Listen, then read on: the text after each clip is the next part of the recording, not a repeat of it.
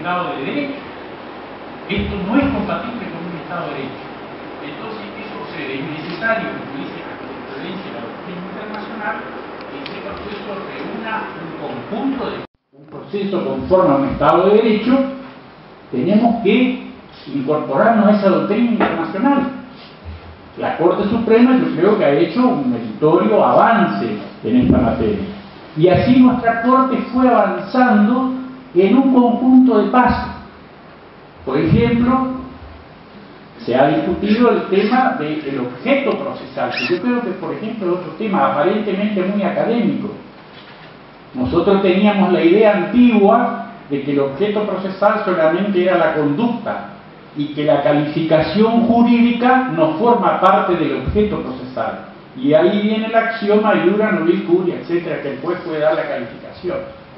Claro, esto comenzó a ser discutido en la causa Fermín Ramírez en la Corte Interamericana y en la doctrina europea, y entonces dice, no, mire, señor juez, usted es un juez imparcial, usted tiene que mantenerse atento a la discusión de la acusación y de la defensa. Ellos discuten la calificación jurídica. Permítame la excepción, usted no se tiene que meter. Y claro, si nosotros decimos usted no se puede meter en esa discusión, tenemos que parecía borrar el iura nobis curia del proceso penal nuestro. ¿Por qué? Porque ahora la doctrina me dice, mire, los jueces son imparciales, son jueces imparciales, y déjenle que discuten a las partes, al acusado y al acusador. Y ellos discuten, entre otras cosas, la calificación jurídica. Esto fue lo que planteó la Corte en la sentencia Silicovic, que yo creo una causa sumamente importante en la jurisprudencia de la Corte, cuando la Corte dijo, miren, los cambios de calificación jurídica importan una visión de la garantía de la defensa en juicio. Bueno, yo creo que esto es claro en un Estado de Derecho. Hoy se está discutiendo en la doctrina europea el tema de las potestades probatorias del tribunal. La doctrina dice, yo comparto esta idea, dice, mire, el órgano acusador es el que ofrece la prueba. El acusado ofrece la prueba que hace a la defensa de su derecho. Y el juez, permítanme la expresión, no se tiene que meter en eso. Él tiene que ser imparcial. Y entonces se entra a discutir las potestades probatorias del tribunal, del juicio, por ejemplo, en la etapa de juicio. Eso tenemos que discutir. Fue lo que planteó Zaffaroni en la sentencia Olmos, considerando en el voto, cuando él decía, mire, el juez deja de ser imparcial si él se introduce a probar, que prueben las partes. Bueno, y así hay una cantidad de cuestiones que yo creo que son centrales para saber si tenemos un proceso penal conforme a un Estado de Derecho. Yo creo que no pasa solamente por, llamémosle, que tengamos un proceso acusatorio. Reitero, yo creo que puedo tener un proceso acusatorio altamente inquisitivo, o sea, es totalmente incompatible con el Estado de Derecho. O sea, el proceso acusatorio es una condición, pero no la suficiente para que yo tenga un proceso penal compatible con un Estado de Derecho.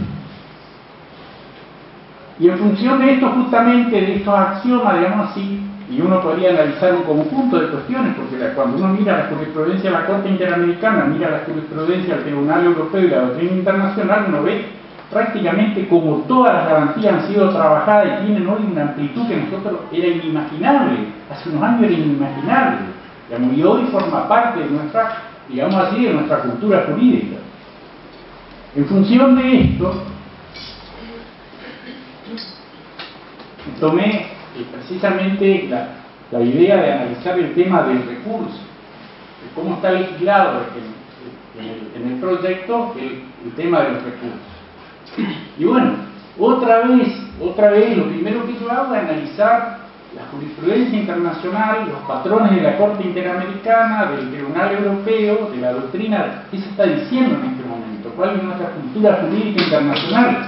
Porque yo digo, mire, sí queremos ser modernos, pero a veces yo creo que somos modernos a media nomás, porque somos modernos en algunas cosas y en otras somos tipo Gaucho calzado, andamos sublevados contra la doctrina de la Corte Interamericana.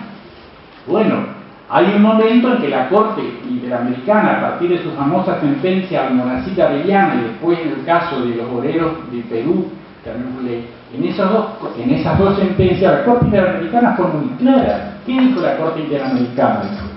Ahí estableció la sentencia el control de convencionalidad y dijo, mire, ustedes firmaron este pacto, firmaron la Convención de el Pacto de Costa Rica.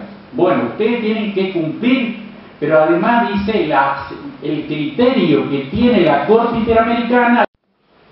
El sistema, bueno, todos conocemos. Fuimos alumnos del doctor Leguizamón, el doctor nos enseñaba hace muchos años, dice cuál era el recurso que tenía el proceso penal. Y era el famoso recurso de casación, o llamado también recurso de inaplicabilidad de ley. Y bueno, ¿y qué nos decían nuestros profesores cuando nos enseñaban el recurso de casación? De origen francés. Dice, mire, el recurso de casación se caracteriza porque usted puede impugnar mediante él la aplicación de la ley, pero no puede aplicar la determinación de los hechos. Dicho con un ejemplo muy simple. Si a Pedro le condenaban porque le mató a Antonio, lo que el tribunal decía probatoriamente respecto de ese hecho, eso no se podía cuestionar por vía de la casación. ¿Qué podía cuestionar? Solamente si el tribunal decía, mire, este es un homicidio alevoso con ensañamiento. Yo le podía cuestionar, decir, no, acá no hay alevosía, acá no hay ensañamiento, un homicidio simple. Claro, como ven ustedes, este recurso de casación es terriblemente limitado porque no le permite al imputado impugnar la determinación de los hechos. Eso ya no puede. Esto fue lo que pasó en un momento determinado. Un señor que es juzgado en Costa Rica, le condenan en Costa Rica y él quiere cuestionar la forma en cómo habían determinado los hechos que el tribunal de juicio le atribuía a él. Y le dijeron, no, usted no puede cuestionar esto. Tenían un recurso de casación en Costa Rica. Entonces él se va a la Corte Interamericana. Ese recorrido se va a la Corte Interamericana. En la Corte Interamericana dicta la famosa sentencia de Herrera Ulloa, que todos lo citamos en memoria, digamos, ¿no? Igual, ¿qué dijo la Corte Interamericana en Herrera Ulloa? Dijo, bueno, mire, dice, el artículo 8.2h de la Convención Interamericana tiene el siguiente sentido. Y ahí dicta la sentencia y dice qué significa, cuál es el alcance del derecho al recurso en el proceso penal. Dice él, y ahí dice, mire, tiene que ser un tribunal superior, no importa el nombre, pero habla de control amplio. Dice, esto es un control amplio. ¿Qué está diciendo? Mire, el imputado tiene derecho a que él se le revise cuando él cuestiona la forma en cómo se determinaron los hechos, la calificación jurídica e incluso hasta la pena, todo. Esto dio origen a la famosa sentencia Casal de nuestra Corte Suprema. Este es el origen, porque incluso la sentencia Casal se basa en la sentencia de Herrera Ulloa de la Corte Suprema. Claro, en un momento determinado nuestra Corte Suprema, en el caso de Casal estaba impugnando y no podía impugnar. Bueno, conocemos toda la historia, llegó a la Corte y entonces ahí la Corte ¿qué hizo? Y dijo, mire, es interesante porque ahí cuando uno lee la sentencia Casal de la Corte, en realidad el alto tribunal no declaró la inconstitucionalidad del recurso de casación. Fíjense, podría haber declarado inconstitucional, ¿no? Porque la Corte declaró la inconstitucionalidad de otra regla, que fue en Giroldi. En Giroldi estaba la casación que tenía límite, entonces como le ponía un límite al recurrente, la Corte en Giroldi declara la casación. Después hizo el control en artes, en otras causas. En una causa antigua en Jauregui decía que el recurso penal extraordinario garantizaba la doble instancia. Pero hoy por hoy, ¿qué es lo importante? Nuestra Corte Suprema dictó la sentencia Casal, que todos conocemos. Y bueno, ¿y qué me dice Casal? Y me dice, mire, usted tiene un derecho a un control amplio. Yo puedo cuestionar la determinación del hecho, la calificación jurídica, incluso la Corte, en una cantidad de sentencias que todos conocemos, dice, mire, hasta puedo controlar el monto de la pena, cómo usted fundó la pena en la teoría del imputo y la compañía también se ve la doctrina de la Corte. Y entonces, claro, cuando se va a sancionar un código procesal penal, yo no puedo ignorar esta doctrina, porque incluso le expone al país a una responsabilidad si las instituciones normativas son incompatibles con los patrones de la Corte Interamericana. Aún más, no solamente la Corte se despide en Herrera Ulloa, sino que la Comisión Interamericana emitió dos dictámenes muy importantes en causas de Argentina, que son el dictamen Maqueda y el dictamen Abela. En esos dos dictámenes la Comisión Interamericana dijo algo muy importante. Dice, mire, el alcance del artículo 8.2h, o sea, el alcance del derecho al recurso, dijo, comprende no solamente la sentencia dictada por el Tribunal de Juicio, sino autos procesales importantes.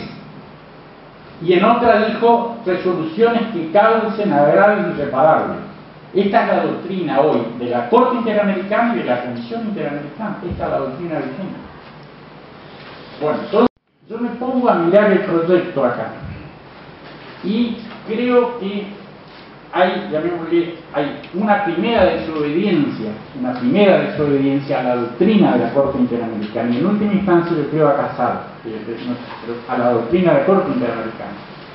¿Por qué? Porque esto que señalaba la doctora, en realidad en la etapa de investigación, en la primera etapa, el imputado tiene potestades ilimitadas de impugnación. Y les quiero dar un ejemplo para que ustedes vean. Fíjense en la etapa de clausura, cuando el fiscal, digamos así, hace el requerimiento de elevación a juicio y viene la famosa etapa de la discusión, donde se puede oponer el imputado, etcétera, etcétera. Está la audiencia de oposición. Y en ese momento, en un momento se produce esa discusión entre estos dos personajes y el juez dicta la resolución y le puede decir, no señor, usted no tiene razón, usted se va a juicio. Fíjense esa resolución, el famoso, diríamos, la autoelevación, la auto de apertura, etcétera, etcétera. Hay muchos jueces también dicen que el auto de elevación no es apelable. Yo le digo, mire, vea lo que dice la doctrina de la Corte Interamericana, y la doctrina de la Corte Interamericana me dice los autos importantes son recurribles. Y claro, entonces si yo hago un código procesal penal donde yo no declaro los autos procesales importantes recurribles, estoy en una violación a la doctrina de la Corte Interamericana. O sea, soy muy moderno, pero parece que no soy tanto, digamos, ¿no? Es decir, soy acusador, pero no respeto mucho el Estado de Derecho, ¿ven ustedes? Entonces yo propongo acá una apelación especial, no usan más el nombre de casación precisamente por la doctrina de la Corte Interamericana. Ellos le llaman apelación general para las resoluciones de la etapa de instrucción, vamos a llamarlo, de la etapa de investigación, vamos a decir. Y la apelación especial es para la impugnación de la sentencia que se dicta en el tribunal de juicio. Y la idea es que hay que armar un recurso amplio. Y me parece que el Código de Paraguay tiene una fórmula muy buena que yo propondría. Y el Código dice cuando en la sentencia se violara un precepto legal. Y el precepto legal puede ser una norma procesal, puede ser la ley penal o puede ser la ley civil, la ley tributaria, cualquier ley. Lo único que se discutimos en un seminario en Asunción era ver la posibilidad de que se impugne también el procedimiento que precede a la sentencia, por ejemplo el requerimiento, etcétera, etcétera. Pero con esa fórmula yo creo que tenemos realmente un recurso que acoge la doctrina de la Corte Interamericana y la doctrina casal de nuestro tribunal. Hay alguna cuestión que, vinculada a este tema, que yo sugeriría, y es que me parece que es importante que los jueces hayan jueces de garantía, jueces de apelación y jueces de sentencia. O sea, que hayan, llamémosle, las tres categorías, digamos así, ¿no? Jueces de, reitero, de garantía, jueces de juicio y jueces de apelación. Y hay un pequeño problema más que yo advierto acá, que creo que tendríamos que pensar, porque las apelaciones, fíjense, las apelaciones, lo que yo llamaría la apelación especial, estaría por un tribunal que no es el superior tribunal. Y entonces se puede plantear un inconveniente, que es el siguiente. El tribunal de juicio dicta la sentencia condenatoria.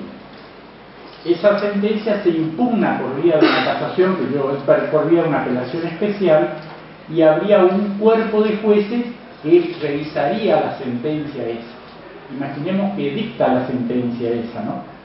Bueno, y entonces viene el problema de que alguien quiere interponer un recurso federal extraordinario. Y sucede que, conforme el código, el tribunal que dictó no es el superior tribunal, sino que es un tribunal de jueces que, llamémosle, no es el superior tribunal. Entonces se tiene que interponer el recurso federal extraordinario. Y ahí yo creo que va a haber un problema que es el siguiente.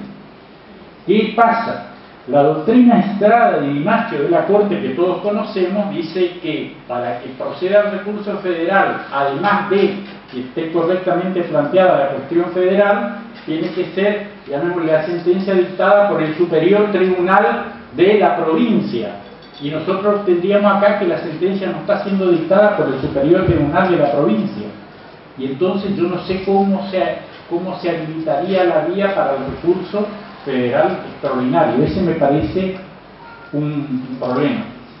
Perdón, en la reunión que tuvimos con el superior tribunal el otro día, dentro de las modificaciones que nos mandó el superior está esto, que esto sea revisado no por un tribunal de jueces, sino por el superior tribunal de justicia. Eso sí sería urgente, senadora, porque si no... O sea, esa es una de las modificaciones que nos introdujo el superior. Porque si no, no sé cómo funcionarían los recursos en corriente conforme a la doctrina Estrada y Di Maggio. Este es un problema serio, ¿no? Bueno, esas serían las modestas y muy rápidas observaciones sobre el tema del recurso, y concluyo ahora para el diálogo. Visto que planteaba el doctor también, yo creo que es un tema central que tenemos que discutir, el tema de la posibilidad de que una acción pública se transforme en privada, porque pone en juego el 120 de la Constitución Nacional. Y el origen de todo esto efectivamente es la famosa sentencia Santillán de la Corte.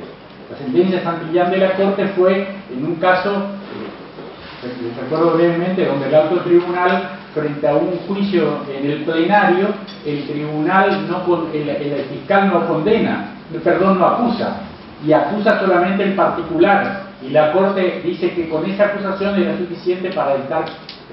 Como consecuencia de eso vino todo el problema de si se podía acusar en forma privada, por ejemplo en la etapa del pase de instrucción a debate, y ahí fue la famosa doctrina. Gracias, doctor. Bueno, concluido el panel, la hora propuesta a ustedes para abrir el debate. Si hay alguna pregunta o algún aporte.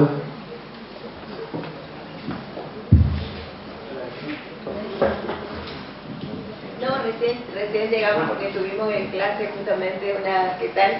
Vinimos con alumnos del curso, pero ya lamentablemente teníamos prevista una clase práctica en el juzgado correccional y la fiscalía correccional, recién concluimos, y por eso llegamos tarde, pedimos las disculpas del caso, llegamos con los chicos del curso. Estamos muy contentos todos de que se puedan generar estos ámbitos de debate. Venimos trabajando desde esta universidad. Esta universidad ha sido protagonista de los cambios que se han ido dando, de las diferentes propuestas que se han ido presentando a lo largo de más de una década, que ya van a ser 15 años del primer proyecto de reforma integral. Así que ahora celebramos el compromiso de nuestros legisladores de concurrir a este ámbito de debate, y esperemos que esta vez pueda concretarse la reforma procesal penal que nos aporte las herramientas que necesitamos para generar una transformación a los sistemas de justicia. Desde la universidad venimos impulsando esta reforma no solo desde las propuestas legislativas, sino desde las estrategias de enseñanza. Entonces, un poco del temor tenemos gente preparada, tenemos abogados que se están preparando desde hace muchos años, tanto en actividades de grado como en actividades de posgrado, preparándose en las destrezas y habilidades que demandará la implementación de un sistema oral adversarial acorde al modelo constitucional.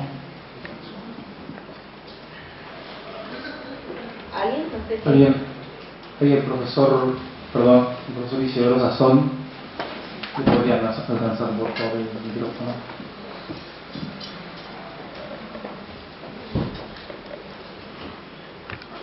Felicitar a los expositores porque realmente todos han tenido una claridad expositiva realmente muy importante, y por lo menos a mí me han ilustrado muchísimo. Y quisiese hacer una pregunta y dejarla sujeta a su reflexión. Si esta reconsideración de la víctima en el nuevo sistema no importa una forma solapada de menoscabar los derechos del imputado.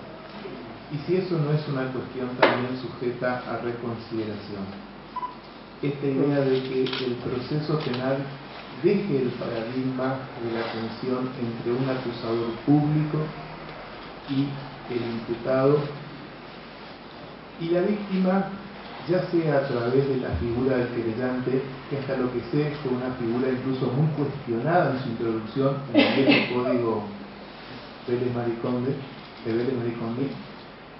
pero ahora incluso sobre la base de la particular condición de la víctima sin la idea del querellante, no importa una forma solapada de poner en jaque un principio que, en mi opinión, en términos culturales, es altamente significativo. Es decir, la consideración del proceso penal no sobre la base de un principio dispositivo de partes, sino sobre la base de una tensión entre un poder del Estado, como es el Ministerio Público Fiscal, que tiene que actuar en términos, por lo menos claramente, objetivos, y un imputado respecto de quien considero que están pensados los tratados internacionales. Es decir, los tratados internacionales están pensados en función de las garantías del imputado como límites al poder y no fundamentalmente en términos de garantías a la víctima, cuyo representante natural está, entiendo, en el fiscal y en ese sentido en una persona que debería velar sobre la base de la consideración de que el objeto de litigio en el conflicto penal no es una cuestión de parte, sino una cuestión que hace a la consideración de un interés general. Es decir, que una persona cometa un homicidio no es un conflicto entre la víctima y el autor, sino una cuestión que afecta al interés del Estado. Por eso, no sé si ustedes podrían considerar una reflexión sobre esta cuestión. Sí, acá el doctor plantea una cuestión que sí que me parece central. En los últimos años se un problema de un contrato de compra-venta del auto con el doctor y no le pague, es un conflicto. Y el Estado podría decir, bueno, vayan ustedes al ámbito civil y solucionen el problema. Pero otra cosa es si yo ando poniendo bombas en la ciudad, ando envenenando agua o ando matando. Y bueno, yo personalmente creo que este no es un conflicto, digamos, para que el Estado ausente. Entonces, yo ahí lo digo sin vuelta a hoja, entonces partidario de la expropiación del conflicto, que el Estado se meta, permítanme la expresión, porque no es lo mismo, reitero, que yo ande envenenando agua, matando, poniendo bombas, violando, a que yo no le pague al doctor. Me parece que son conflictos distintos. Personalmente creo que el Estado tiene que, sí, si quieren decirlo sin vuelta a hoja, yo creo que el Estado tiene que expropiar. Yo soy partidario de que el Estado se meta en el asunto. Y ese creo que es el origen de la acción pública. Personalmente, yo creo, doctor, que sería partidario de un querellante, llamémosle autónomo, perdón, de un querellante adhesivo. Hasta ahí. Pero, llamémosle, creo que el titular de la acción, personalmente mi convicción es que el titular de la acción es el Ministerio Público. Así, esta es mi modesta opinión, digamos, ¿no? Incluso fíjense, recién creo que planteaba, hay una situación en algunos procesos penales, suelen haber hasta 3 o 4 querellantes. Y entonces uno dice, esto realmente es una cosa imposible en el ámbito federal. El doctor González puede dar fe de lo que estoy diciendo. Hay 3 o 4 querellantes, incluso llega un momento que pueden haber hasta acusaciones incompatibles, alternativas. Y se da una situación, o sea, está el fiscal y están 2 o 3 querellantes a veces. Y entonces uno dice, mire, esto realmente hasta es un desorden en términos de economía procesal. Personalmente soy partidario, doctor, exclusivamente del querellante adhesivo, nada. Ya una acotación más. Una cuestión por ahí que me parece perfecto lo que acaba de decir el doctor, es que hay que hacer una discriminación. Esto fue un planteo que es también parte del debate de la incorporación o no de criterios de oportunidad. Es decir, no todos los delitos podemos decir son de acción pública o de acción privada. Todo delito implica un conflicto intersubjetivo y a veces esos conflictos intersubjetivos tienen más alta o más baja intensidad de conflictividad social. Hay delitos que tienen muy baja conflictividad, como por ejemplo un hurto, Por ejemplo, a la víctima del hurto le interesa más recuperar su cosa que al Estado meterlo preso o darle una sentencia simbólica donde va a poner en movimiento todos los andamiajes judiciales para perseguir una condena que va a ser de cumplimiento no efectivo. Entonces, por ahí, en esta circunstancia, por ahí hay que hacer un estudio más pormenorizado de ver qué tipo de conflicto va a entrar en juego en esa cuestión. Pero cuando, como bien dice el doctor, hay conflictos que son de alta conflictividad social o de exclusiva conflictividad social, como por ejemplo delitos de terrorismo, la seguridad pública, etcétera, etcétera, ahí lógicamente no hay manera de que se pueda privatizar la acción penal. Esto no significa también que nosotros breguemos por que la víctima vuelva a ocupar un lugar de los derechos del imputado. Básicamente, por ejemplo, hay veces en que se lo pone entre doble, triple o múltiple acusación, como ocurre justamente en los delitos federales, donde, por ejemplo, el imputado tiene que, además de contraponerse a los intereses del fiscal, que es un representante del Estado, también tiene que defenderse de la UIF, de la FIP, etcétera, etcétera, y cualquier otro por ahí monstruo institucional que se... La acción civil también, doctor, yo creo que es una buena herramienta para defender los derechos de la víctima de la acción civil. Una acotación simple que coincide obviamente con lo que estamos planteando, el derecho penal es de orden público. De último, iba a decir esto, tienen el proceso civil.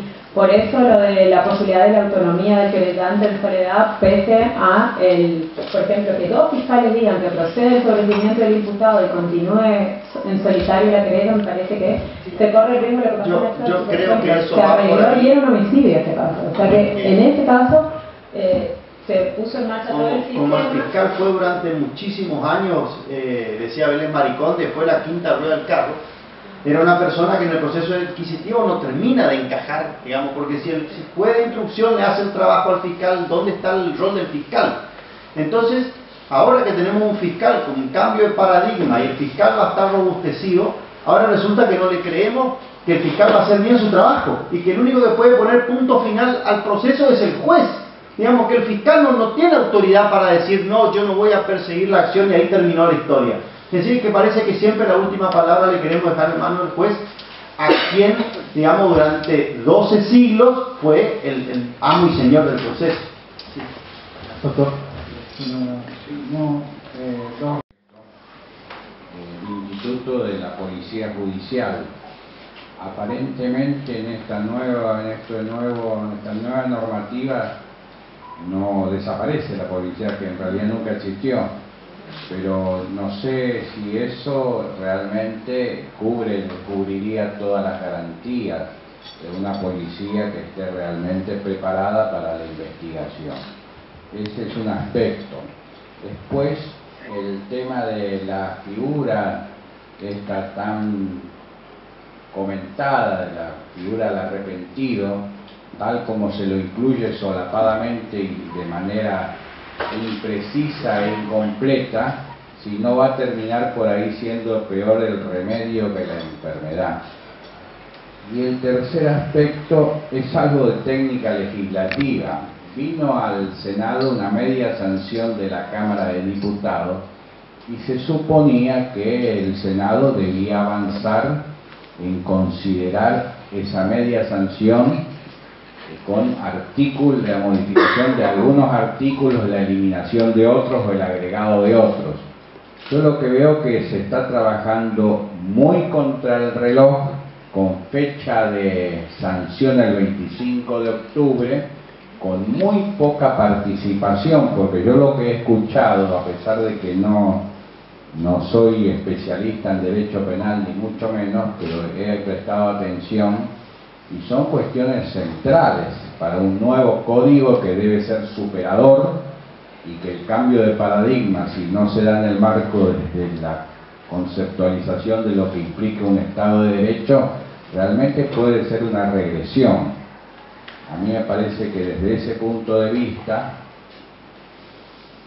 el hecho que se esté trabajando muy a libro cerrado es un elemento preocupante, y yo creo que los actores fundamentales en esto, bueno, deben quizás pedir participación, porque evidentemente por ahí no es fácil que los legisladores tengan la amplitud como para escuchar, venir, acá tendrían que estar los 15 senadores escuchando, porque la forma de no equivocarse es escuchando. Y creo que este código viene demasiado, no digo manejado, pero por un sector que no es el conjunto. Y acá hay que escuchar a todos, abogados, jueces, camaristas, profesores, porque de ahí va a venir de alguna manera un código que sea una síntesis y que sobre todo recepte los criterios interpretativos de la Corte Suprema y de los tribunales internacionales. Me parece que no estamos yendo por buen camino y no se le está dando la importancia que tiene el hecho de concluir con un viejo código y tratar de lograr algo mejor. Dejé 3 cosas más o menos planteadas.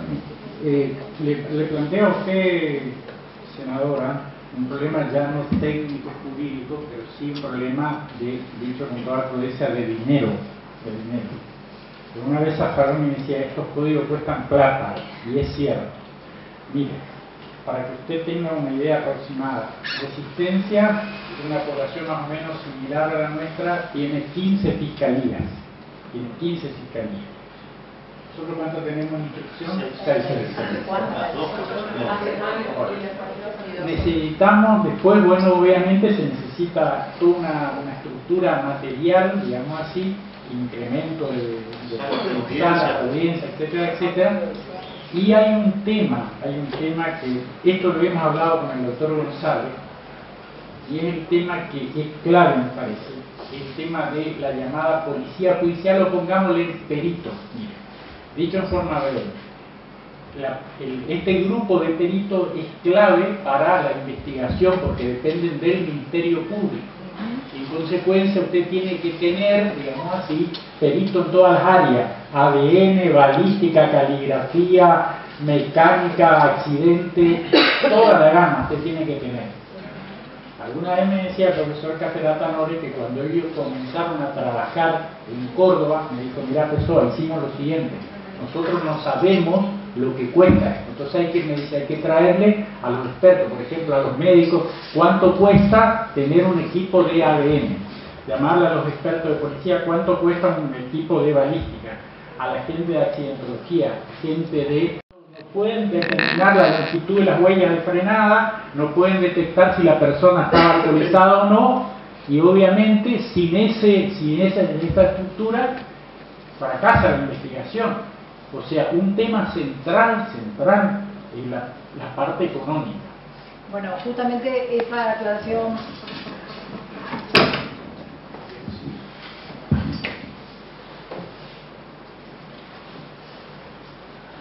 esa era una aclaración justamente que yo quería hacer. Yo formo parte de la Comisión de Legislación y Asuntos Constitucionales, que es la que está tratando este proyecto de Código Procesal Penal que vino con media sanción de diputados. Este código entró al Senado en diciembre de 2017. Desde ese momento hasta principios de agosto, más o menos, estuvo siendo modificado. Uno de los senadores que estuvo trabajando en eso fue el senador Brear. Fue presentado a esta comisión hace 2 semanas atrás, que es el proyecto que tienen todos, este proyecto revisado y modificado, y este código tiene fecha de tratamiento tentativo para el 25 de octubre. Hoy estamos en 10 de octubre, hoy es día miércoles. Los días miércoles nosotros en el Senado tenemos reunión de comisiones. Eso significa que el miércoles siguiente, o sea el miércoles de la semana próxima, nosotros en el Senado le deberíamos estar dando dictamen positivo o negativo, según lo que decida la comisión, para ser tratado la semana siguiente, o sea, la del 25 de octubre. Cuando este código fue puesto a disposición del Senado, este código codificado, una de las cosas que yo solicité como miembro de la comisión era un poco más de tiempo, porque me parecía que es una cosa muy importante. Todos coincidimos en la provincia la necesidad que tenemos de reformar el Código Procesal Penal que tenemos. Eso es algo que nadie discute, es algo que todos estamos decididos que debe ser renovado, que debe ser cambiado, pero creo que no es algo, es un tema muy importante que no puede ser tratado a libro cerrado, no podemos votarlo levantando la mano sin más, sino que debemos estudiarlo. Una de las cosas que yo particularmente pedí fue que hiciéramos una serie de consultas, entre los cuales estaban los colegios de abogados, estaban los profesores de la facultad. Yo particularmente me tomé el trabajo de enviarlo a todos los jueces y fiscales de la provincia. Hoy estoy recibiendo diferentes inquietudes de diferentes jueces o fiscales que son los que están, digamos, todos los días en la trinchera, son los que están trabajando, son los que están sabiendo las cosas que se necesitan modificar fehacientemente. Y otra de las cosas que pedí a la comisión y que hablamos el otro día, la semana pasada, con los miembros del Superior Tribunal, es que ellos nos dijeran estimativamente cuál era el aumento de presupuesto que necesitaban para poder implementar este código. ¿Y por qué digo eso? Porque una de las ideas era que ellos nos mandaran cuál era el aumento de presupuesto que necesitaban para luego nosotros girarlo al Poder Ejecutivo y que el Ejecutivo nos dijera si estaba en condiciones de hacerse cargo de esa erogación de dinero, porque como usted bien dijo, esto es algo que cuesta plata y que no hace fácil de implementar. Por ejemplo, el Chaco, tengo entendido yo que tardó 10 años en hacer todo ese cambio de un código antiguo al código nuevo. Bueno, hasta el día de hoy no tenemos exactamente el número cierto de cuál sería, de qué número estamos hablando. ¿Y por qué digo yo que esto es importante? Porque, por ejemplo, hablando de la policía judicial, esta es una policía que nunca se puso en funcionamiento en la provincia. Las fiscalías rurales están hace ya varios años creadas, tampoco se pusieron, y todo es por falta de presupuesto. O sea, lo que nosotros queremos evitar es sancionar un código que no puede implementarse. Perdón, doctora, un pequeñísimo aporte, si me permite. Sí. En relación a dos cuestiones, es cierto quizás que este es un debate nuevo en relación a este proyecto puntual. Sin embargo, este proyecto responde a la misma lógica de los proyectos que se han debatido ampliamente desde hace más de una década en la provincia. Estamos ya hoy día con el sistema más obsoleto del país y de América Latina. En 1971, cuando trajimos este código, fuimos punto de referencia en nuestra región. Hoy día somos la provincia más atrasada. Y esto tenemos que seguir explicándole a nuestros alumnos. El proceso de implementación completa dependerá de los recursos, dependerá también de la inteligencia, la creatividad y de las políticas públicas que se instauren. El proyecto anterior, que tuvo un avance importante, que en el tiempo en que el actual gobernador era ministro de gobierno, lo hemos debatido cuando se introdujo una modificación justamente a instancia de la policía y trabajamos con el ministro de gobierno, en ese momento el doctor Valdés, fuimos y se sentaron las bases de la transición. Se acordó que debe existir para esta transición una comisión interpoderes, porque además no es solamente modificar o generar estructuras, no podemos pensar en las estructuras de un sistema nuevo sobre la lógica del sistema viejo. No es crear 10 fiscalías, es designar fiscales y reasignar las funciones que hoy día tenemos en enormes estructuras burocráticas que están apegadas a un modelo de escritura, de falta de transparencia que queremos cortar. El proyecto no podemos decir, bueno, en una oportunidad, en uno de los tantos debates que hemos ido a la legislatura, pasamos por distintas conformaciones de los cuerpos legislativos. Había un diputado una vez que nos decía, bueno, pero tengamos todas las estructuras y después saquemos la ley. Es como pretender pensar en construir un edificio sin tener los planos, sin establecer los cimientos. Esto es nada más que eso. El código es el primer paso. Luego que tengamos el código, tenemos que ver. Y tenemos experiencias muy valiosas en todo el país, senadora, en todo el país. No necesitamos descubrir la pólvora, necesitamos ver qué hicieron otras provincias, con iguales o menores recursos en algunos casos. ¿Qué hicieron otros países? Si otros pudieron, ¿por qué nosotros vamos a seguir discutiendo? Y probablemente un detalle de la ley se pueda discutir después y habrá que modificar, y se puede modificar una ley, pero no renunciar a una reforma, a sacar un código que estamos reclamando desde hace tantos años, porque faltó el debate del nuevo debate. Entonces, me parece que estamos en un punto de inflexión, quedando la cola del país, y este código, este nuevo proyecto, que podemos tener algunas disconformidades con algún punto, lo veremos. Pero es el primer paso. Si no sale el proyecto de código, ¿cómo vamos a trabajar en la elaboración de otras normas? ¿Y por qué una política de Estado? Porque el Poder Legislativo, vamos a necesitar del Poder Legislativo para mucho. Vamos a necesitar para la nueva ley orgánica, para el nuevo reglamento de administración de justicia, para la ley de fiscalías, y eventualmente cómo vamos a definir a la policía. Pero es un paquete de normas que se van a tener que construir. Sí, me permite al respecto. Perdón. ¿Sí? Un segundo. Tenía antes la palabra, me estaba pidiendo el doctor González. No, pero la senadora... A la senadora. Solamente quiero contestarle a la doctora y quiero hacerle la aclaración que hay una decisión unánime en la legislatura de que este año va a salir el nuevo código. Nosotros estamos trabajando para eso. Yo estoy acá por eso, justamente como miembro de la comisión, es un tema que me interesa, estuve toda la tarde leyendo y estudiando el código, sino que bueno, la idea es tratar de hacerlo lo mejor posible.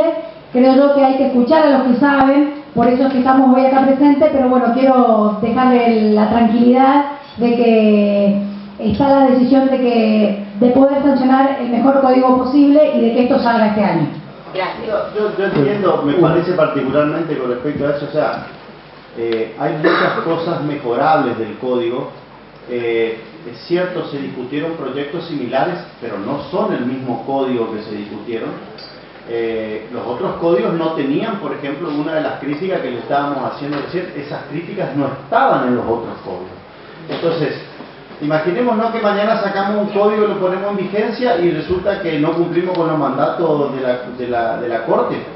Estamos, digamos, subvirtiendo el orden normativo que la Corte nos está bajando línea y nosotros no estamos cumpliendo, que me parece correcto. En segundo lugar, un código no va solo como una ley, porque nos va a pasar como en la Nación. Tenemos hace más de 2 años vigente un código que no se puede aplicar y ahora ya surge otro paquete de reformas para modificar lo que nunca aplicamos. Entonces, particularmente entiendo, y corriente siendo los conservadores que somos, estamos discutiendo después de 50 años un cambio legislativo, no estamos, digamos, como el Chaco, que tras la sanción del código en el 2004 ha hecho propia gente presa por abusos de los fiscales en el Chaco. Entonces, ¿por qué tenemos que sacar un código, digamos, a todo vapor, sin discusión, si podríamos mejorarlo y que no salga ya un código viejo? No cuesta nada, digamos. Yo creo que particularmente estamos todos a disposición de la discusión, del debate, y otra gente, por ejemplo, ya magistrados. Una aclaración. Creo que para ordenar el debate, todos estamos de acuerdo que este código tiene que ser, el actualmente vigente, tiene que ser abandonado. Como dije al principio, el problema son cómo lo hacemos. Es decir, el tema es el procedimiento y la transición. Y además que en este tipo de cosas no se puede improvisar, y cualquier improvisación le cuesta caro, y como dijo muy claramente Otto Roca, le cuesta al justiciable, o sea, a cualquiera de nosotros, porque cualquiera de nosotros podemos hacer un comentario del código que se vaya a aplicar. Me preocupa en particular algunas cuestiones de este código, y digo para tenerlo en cuenta. Uno son los plazos de entrada en vigencia. Según la transitoriedad de la que menciona el código, entraría la flagrancia a los 10 días de su publicación, el código, lo que resta del código, a los 10 días en la ciudad de Mercedes o en la jurisdicción de Mercedes, y en las otras jurisdicciones 18 meses después de su publicación. Me parece que ese plazo es muy exiguo. Perdón, es decir, procedimiento de flagrancia lo estamos implementando a través de un acuerdo del Superior Tribunal de Justicia. Eso está vigente y tenemos audiencias orales con un mecanismo ahí voy a otra, en toda la sí, provincia. pero ahí voy a otra cuestión.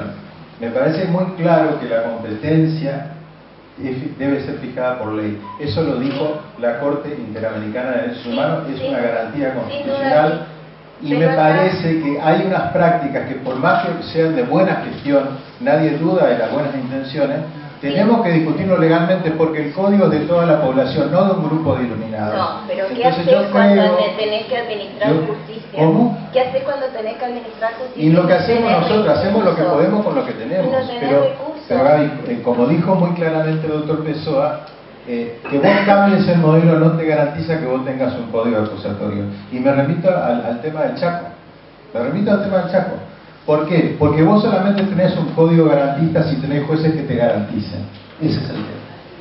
Ahora, si vos tenés jueces temerosos, entonces pasa lo que dice el fiscal Delgado en su último libro, que la gente no distingue cuál es el fiscal del juez, solamente por el lugar en donde tiene su despacho. ¿Por qué? Porque las decisiones son iguales. Porque, por ejemplo, menciona Delgado que en Comodoro Pi, cuando él tenía que relevar las estadísticas, se da cuenta de que los fiscales no apelaban nunca. Y claro, no apelaban nunca porque la decisión era acorde a lo que opinaban los fiscales. Es decir, solamente puede funcionar este sistema si cada uno efectivamente cumple el rol. Y cumplir el rol de garantía significa ponerle freno a los fiscales. Y eso significa estar entrenado jurídicamente para hacerlo, y en eso, obviamente que lo que vienen haciendo ustedes es muy valioso y me parece sumamente importante. La otra cuestión que me parece importante, es el tema de la oficina judicial. La oficina judicial es clave para que este sistema funcione. Pero en el proyecto de código, la oficina judicial se deja la reglamentación en manos del Poder del Superior Tribunal de Justicia. Esto, con todo respeto, me parece un error gravísimo, gravísimo. Esto tiene que estar en una ley orgánica que tiene que ser sancionada, y en eso discrepo con vos, Gaby. Yo creo que hay que largar todo junto. Tenés que largar el código, la ley del Ministerio Público y la ley orgánica, si no esto no funciona. Si no, ¿cómo yo voy a tener un colegio de jueces, que es lo que me pide el sistema, si yo no tengo una ley orgánica? ¿Cómo hago yo para tener un colegio de jueces en Mercedes que se va a aplicar a los 10 días de la entrada en vigencia? ¿Cómo voy a hacer? ¿Y quién va a integrar la oficina judicial? ¿Cómo se va a designar? Es decir, esto es clave para que esto funcione. Y entonces me parece a mí que las buenas intenciones, que creo que todas lo tenemos, no debo opacarnos de ver la necesidad de que la reforma tenga los menores costos posibles en términos de improvisación. Me parece perdón que termine. La otra cuestión, me parece, es que este es el primer debate que se hace público respecto al código. Nadie convocó a una reunión. Y cuando yo soy profesor de Derecho Procesal Penal, recién este año, en junio aprobaron mi titularidad, que concursé el año pasado.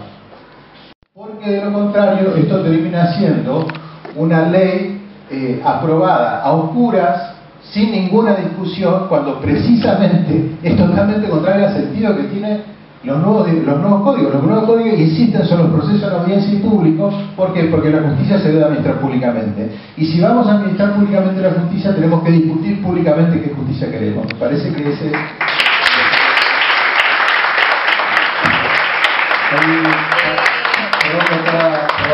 Me están levantando la mano de allá del fondo. Le tenemos la participación. La doctora Espala quiere hacer una consideración. La comunidad educativa, aquí estamos representados varios sectores, por primera vez, como lo indicó el doctor González, que contamos con los recursos humanos que tienen la preparación necesaria y van a estar a la altura de las circunstancias para afrontar cualquier reforma. Incluso en los últimos años, en los últimos 5 años, esto ha crecido muchísimo a nivel provincial. Sin ir más lejos, contamos con una unidad fiscal de decisiones tempranas, de investigación estratégica, que por ahora funcionan juntas. Contamos con un cuerpo de peritos del Poder Judicial, ya no dependemos de la policía, que cuando los necesitamos han estado a la altura de las circunstancias, van al lugar del hecho, en diferentes tipos de casos y de situaciones. Como bien lo indicaba el doctor Pessoa, no es lo mismo una usurpación que un homicidio o otro tipo de delitos que implique violencia de género y demás, pero todos los organismos del Poder Judicial, tanto el Ministerio Público Fiscal como desde la Defensa, han estado a la altura. De hecho, los jueces, en un claro reconocimiento, en los últimos años, la cantidad de expedientes y la cantidad de vistas y de intervenciones fiscales que hay durante el trámite del proceso han crecido enormemente. Cuando hace 15 años, cuando muchos de nosotros empezamos a transitar la calificación legal para que propongan las diligencias que estimen pertinentes, se requieren todas las medidas, independientemente que durante el trámite del sumario el fiscal en turno toma todo el tiempo de intervención, delegando, no delegando, siendo la función del juez resolver sobre los allanamientos, disponer la detención preventiva durante este sumario. Entonces creo que de algún modo en este tiempo hemos transitado un cierto proceso de adaptación a lo que vendría a ser nuestro sistema acusatorio puro, con las dificultades y con los defectos propios de lo que se hace por añadidura, porque no podemos dejar de reconocer que fue por añadidura y como pequeños parches que le fuimos poniendo, pero en alguna medida desde el Poder Judicial se lo hizo, y sobre todo desde el Ministerio Público Fiscal se ha tomado razón de ello. Ese es solamente. Perdón,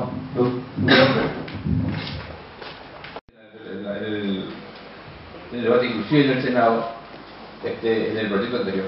Y esas cuestiones que en aquel momento se pusieron en debate, a consideración del Senado, hoy acá están solucionadas porque ahora ya se soluciona la cuestión de la policía. Pero regresando a los temas que se estaban debatiendo acá, referente al punto sobre el cual desarrolló el doctor Roca, de la privatización de la acción penal, quería hacerle una reflexión y pedir opinión.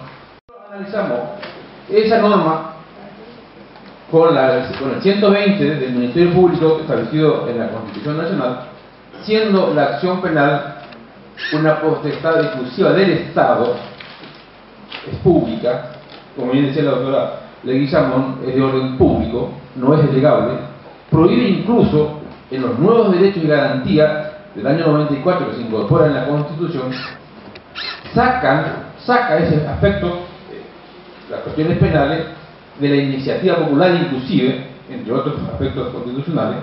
Entonces digo, esta acción privada que puso el doctor Roca, cuando el ministerio, el fiscal no va a acusar y no tenemos un acusador público en debate y queda el querellante solo, sería lícito, a mi criterio no, pero sería lícito, sería constitucional ese momento del proceso. Parecería, a mi criterio parecería que no. Entonces, siendo así mi opinión, parecería que sea necesario en este momento del debate en el Senado del Código Procesal, si se coincide o no con esa postura, poner una norma bisagra para que el Estado esté presente cuando no haya la acusación, pero el Estado debe estar presente con una autoridad a los fines de realizar esta norma procesal en debate y que el querellante tenga la autoridad investida respaldada por el Estado. Es decir, parecería ser que es una cuestión interesante para analizar. Hay un caso, justamente la jurisprudencia no tengo en este momento, donde se ha dispuesto a la privatización de la acción y se le ha obligado la intervención del Ministerio Público para controlar la legalidad. Pero eso es un monstruo, digamos, porque imagínense un fiscal que le está diciendo y que se le ha tratado de establecer y adaptar, que es la figura del querellante, y que ahora incluso va a tener un papel mucho más incómodo, que es la figura y la función de la víctima. Entonces, más allá, diríamos, de las cuestiones referidas a si la estructura de este sistema es o no mejor, acá hay un paradigma que fundamentalmente hay que discutir, y si constituye realmente un avance o no. Es decir, un delito tiene que constituir una ofensa a un interés público, va a ser definida en términos de un conflicto de partes. Yo por lo menos me permito decir, yo no sé si eso es estrictamente un avance. Es decir, que yo tenga básicamente hoy un proceso en el cual tenga que estar sujeto a una acusación indefinida de tantos fiscales y de tantas víctimas, frente a una persona que en última instancia no termina sabiendo ni siquiera de qué se defiende. Fíjense que en ese sentido, incluso, el código que se está poniendo hasta ha tenido la inteligencia de cuando introduce la figura del querellante, reconoce en la mejor interpretación posible la posibilidad de que se introduzca un abogado en términos de la querella, como forma de mantener por lo menos el principio de igualdad en términos del proceso, a partir de que el imputado solamente puede tener dos abogados defensores y a partir de allí que exista un acusador público y un acusador particular.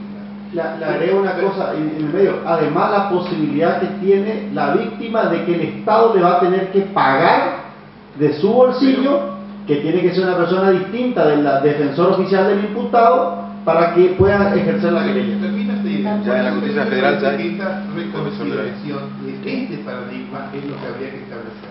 Porque incluso la reconsideración de que la víctima está desprotegida. La víctima no está desprotegida. Porque si bien es cierto que la Constitución del 53 no hace referencia expresa a la función del Ministerio Público Fiscal, sí hace referencia a la función del juicio por jurado. Y el juicio por jurado es un sistema que está pensado básicamente sobre la base de un actor público y un acusador particular, y sobre la participación del pueblo de la nación, sobre la base y sobre la idea de que indirectamente, como los jueces no eran designados a través de la elección popular, es la forma más directa de democratizar la justicia.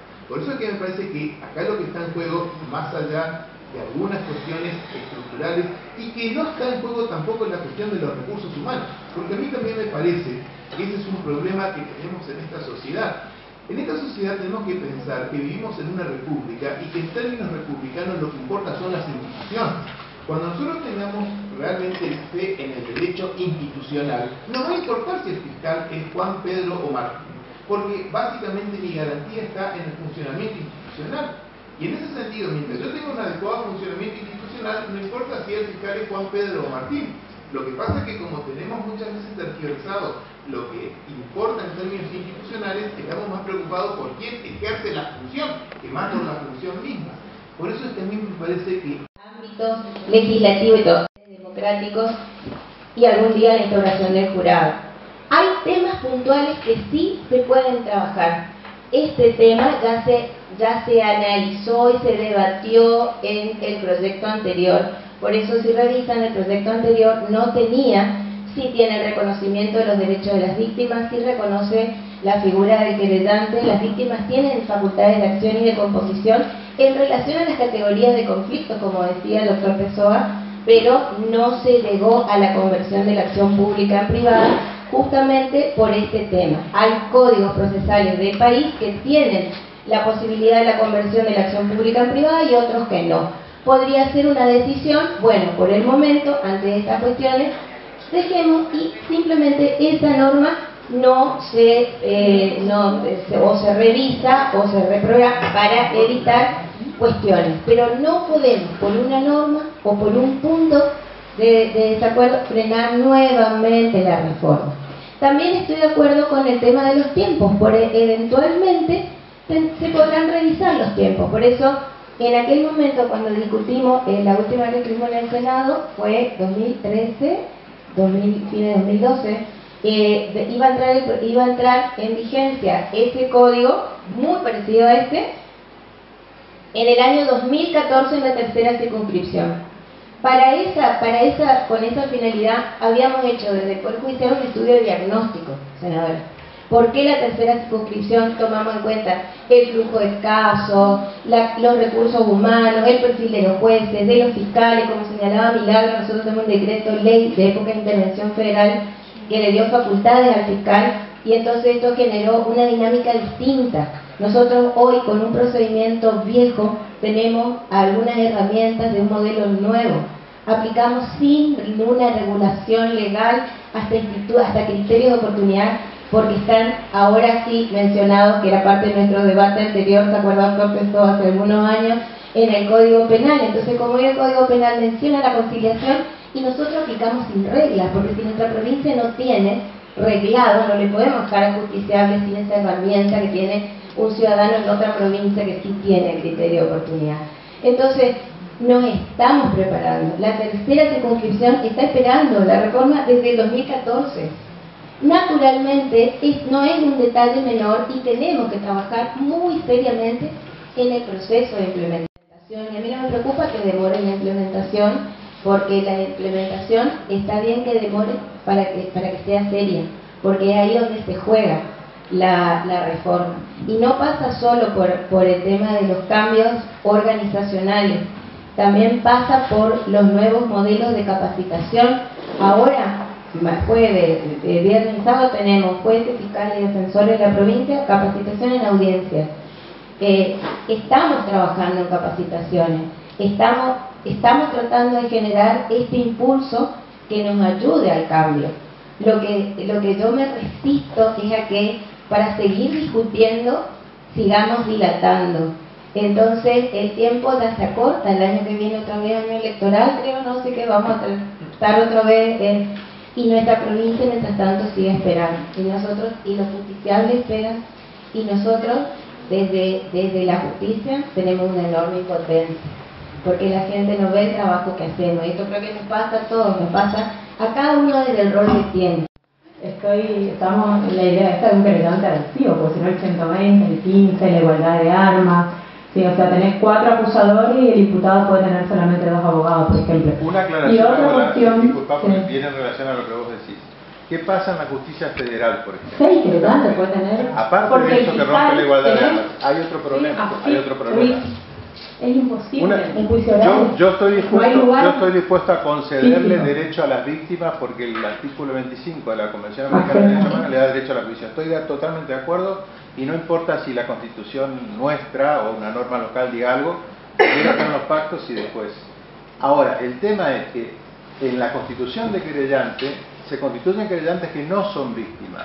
La AFIP, por ejemplo, no es una víctima. Entonces yo tengo aquí que se constituyen como querellantes el Estado, órgano descentralizado del Estado, y además está el fiscal. Y entonces... Y tenemos que defendernos de 25 querellantes, por lo menos. Eso rompe cualquier igualdad de armas. Y la otra cuestión constitucional, no solamente normativa, es el Ministerio Público Tripartita, que no aparece en el proceso, en el proyecto. O sea, eso me parece que hace la eficiencia de la defensa. O sea, eso ya no hay que discutir. Bueno, está la Constitución. Entonces eso estamos haciendo... tiene que estar el defensor general, porque eso fortalece la institución de la defensa. Es parte del paquete eso es fundamental, pero porque que necesariamente debe dictarse. tenemos hoy defensores oficiales que pueden recibir instrucciones de un fiscal, donde hay intereses contrapuestos. Y hay una sentencia de la Corte. Hay una sentencia de la Corte que no se cumple. Hoy hay una persona que dirige al que defiende y al que Eso es impensable. Eso es inadmisible. Directamente. Sí, eso es el control de convencionalidad, la regla de la progresividad, o sea, fallo de corte. Y por favor, si esto se tiene que terminar, tiene que haber un defensor, una defensoría, un jefe de defensores, ¿cómo va a recibir instrucciones? Y supuestamente estamos en un derecho de avanzada. Estamos hablando de fortalecer instituciones públicas, entonces es importante. Sí, Doctor. pero esto revista, pero qué bueno y qué sano esto, porque este era un tema otra vez olvidado, Lara, ¿cuántos Pero no años? no se puede avanzar. Hasta se habían enviado los pliegos justamente para que quedó, o naturalmente, sin esto no sabe, nadie sabe qué pasó. Pero bueno, es un momento para discutir, y yo en eso creo que tampoco puede haber desacuerdos jamás. Nosotros necesitamos construir institucionalidad, entonces tenemos todas las herramientas para hacerlo. Y los senadores y los diputados tienen que saber de este compromiso absoluto de la facultad de siempre para trabajar en forma voluntaria, gratuita, así como trabajar en el digesto. ¿Por qué? Porque todos necesitamos construir un mejor sistema de justicia para nuestra provincia. No cabe duda que en este caso tendría que tomarse nota de los puntos pro y contra, a los fines de que en la comisión oportunamente puedan analizar, porque de nada sirve que se debata acá. Yo tomé nota. Pero fíjense, perdón, que un conflicto entre 2 defensores oficiales, por ejemplo, donde se les pueda presentar una moción de intereses contrapuestos, inhibición, en lo que fuera, o asignación de causas, lo resuelve el fiscal. O sea, ocultar ese código, o sea, yo creo que en eso... Justamente el aporte que hicimos esta vuelta, a diferencia de la vez pasada, pasó un año exactamente, que no salió el código, es que tratamos de hacer críticas puntuales para que sirva para algo, digamos, no venir a decir no decir el código es bueno o malo, digamos, claro. no podemos decir que el código es bueno o malo, es bueno cambiar este sistema que tenemos y es perfectible el proyecto que se puede discutir y modificar. Una cuestión creo que también no se dijo en todo el tiempo es la laxitud de los plazos que permite hacer investigaciones a espaldas del imputado, lo que puede durar la investigación penal preparatoria, lo que puede durar el proceso, lo que puede durar la prisión preventiva. Son cuestiones muy sencillas de solucionar. Por ejemplo, recortando los plazos es muy fácil de solucionar y podemos mejorarlo al código en esos aspectos. Perdón, y la posibilidad de afectar derechos de terceros con las medidas de vigilancia, que también es una cuestión. Pero aparte de cualquier persona, el interlocutor, tenemos que no perder de foco que es el imputado del sujeto procesal. No podemos decir cualquiera, o sea, cualquier interlocutor. Yo creo que eso es de una variedad peligrosa. Y además con un empoderamiento a los fiscales, esto es lo que uno tiene que tener. Aparte, un año de investigación previa y se le da la misma facultad a la de evidencia, no van a poder afectar de manera alguna ninguna garantía. Justamente ese es el límite y por eso está el control. No, para quiero leer el 366, pero sabe que le llante, pero si quisiera, el fiscal necesita intervenir un teléfono o algo, tiene que pedir necesariamente la intervención al juez y ahí tiene que formalizar la imputación. Tiene un año. Tiene un año de investigación. Siempre que no tenga que pedir medidas al juez. Si necesita pedir medidas al juez, entonces, una vez que pidió la medida, naturalmente no le vamos a decir voy a pedir una medida al imputado para discutirle porque se te fue tu evidencia. Pedir y ahí el fiscal tiene que formalizar la imputación. Podemos discutir el tema de los plazos, este no es el proyecto exacto en el que nosotros trabajamos, que no es el proyecto exacto, pero eso existe en todos los códigos porque también tenés que asegurar investigaciones eficaces. De otra manera, nunca vamos a recolectar evidencia y nunca vamos a tener herramientas para enfrentar la delincuencia. O sea, vamos a trabajar, es cierto, y con la garantía. Pero obviamente, Lara, por eso, cada vez que el fiscal requiera de alguna medida que requiera una autorización o traspasar una garantía, indefectiblemente tiene que pedir la orden al juez.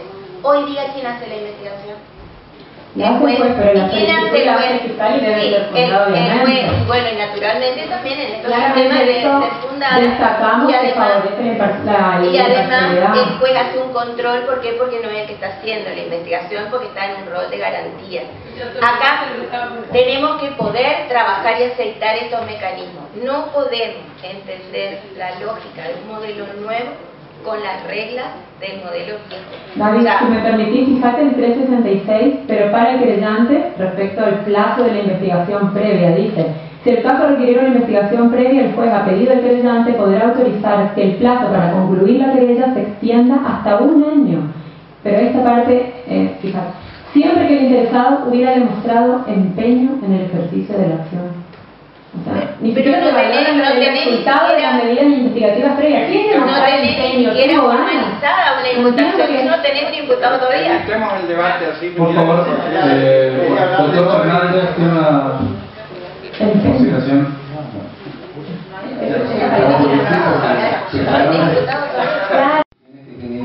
Pero el tema es que tenemos un gran ausente acá, solamente un solo presente de quien toma la decisión dentro de 15 días, que son los senadores.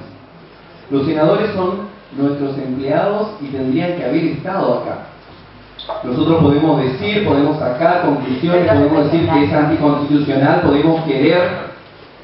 Viene un código que veníamos trabajando, yo también trabajé con la doctora Lomí en esa oportunidad junto con los doctores y no se dio porque tal vez el sistema político no quiso. Y hoy por imposición tenemos que adaptarnos a un código que viene con partes. Si bien es cierto que necesitamos imperiosamente un código, pero tampoco no podemos tener un código anticonstitucional.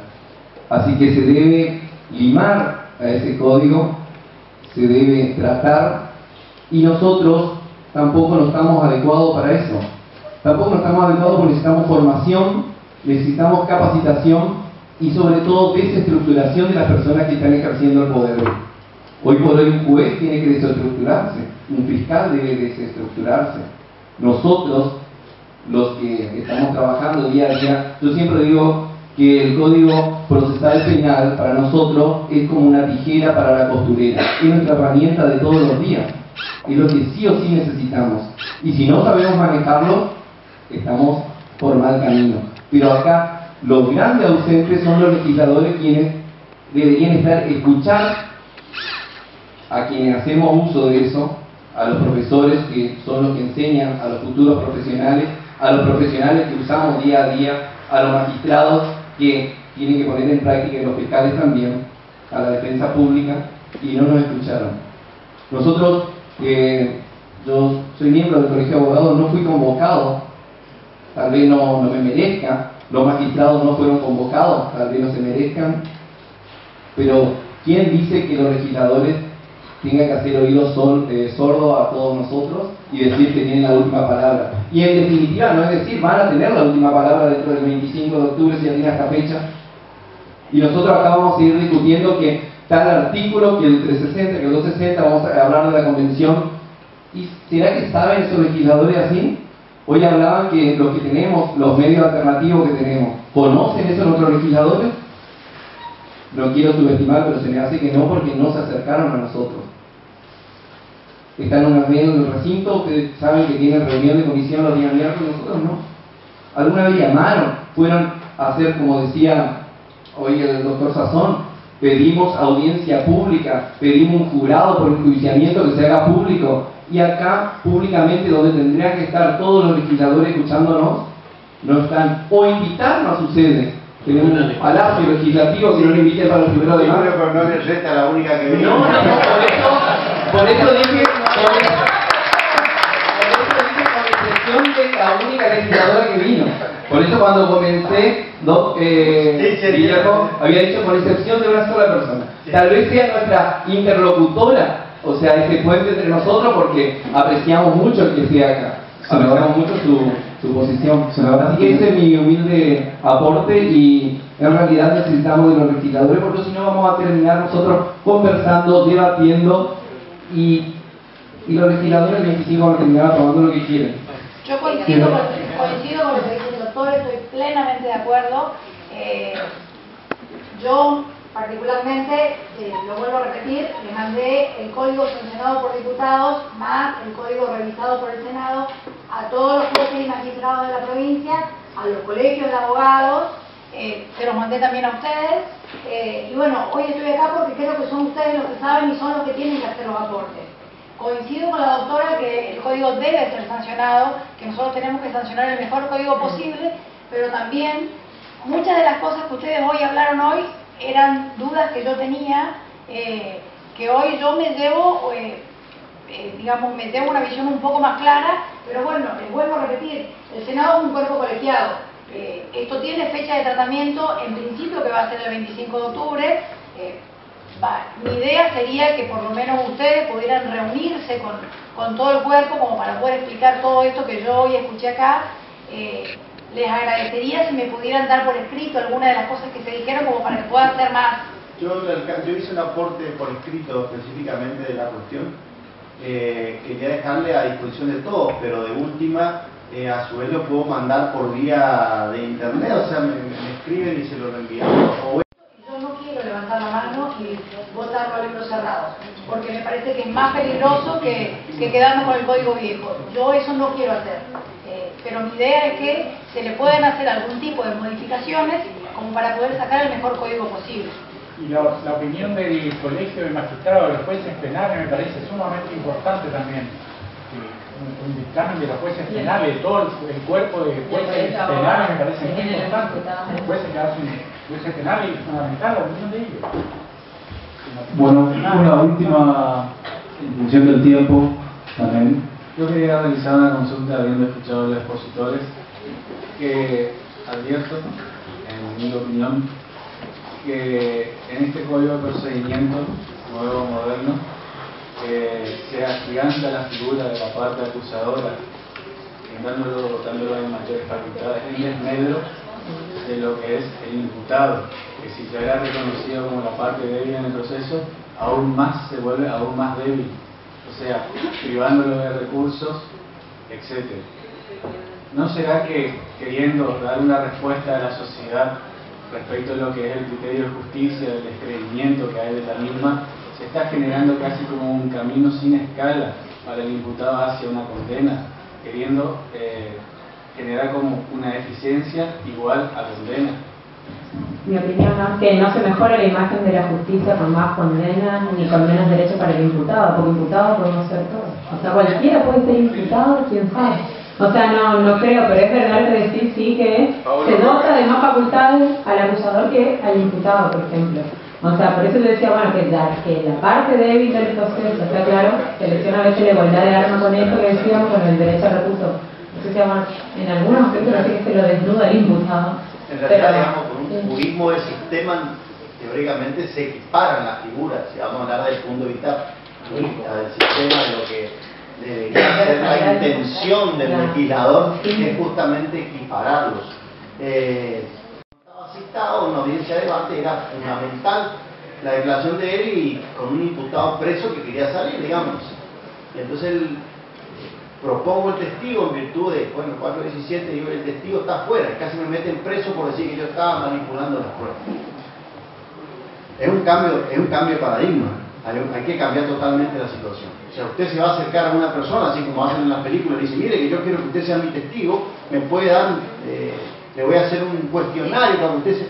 Y las personas son muy reacias y reticentes para venir a hablar con un abogado que no lo conocen, que no tiene función pública, para venir a decir, si me pongo a su disposición, mi declaración más o menos va a ser tal, a ver si a usted le sirve o no le sirve para ofrecerme como prueba. Pero en realidad, desde un punto de vista purista, también se enaltecería la función del defensor. Claro que es cierto que también tiene que ir acompañado con un fortalecimiento de la defensa pública, pero Lara sabe que esto es una lucha en todo el país, ¿no es cierto? Con esto que hemos escuchado, que yo he anotado 17 observaciones puntuales y bastante importantes, no por apurarnos, no por la ansiedad que puedan tener algunos en una norma que es esperada, no nos debe llevar a que pase lo que pasa en el Chaco, que hace 10 años que estamos como estamos. Y en ese sentido, este proyecto debe necesariamente, por un lado, mejorarse atendiendo la opinión de los que saben. Segundo, Corrientes es una provincia marginal para la Corte Suprema de Justicia de la Nación desde hace tiempo. Yo he sido convencional constituyente en el 90.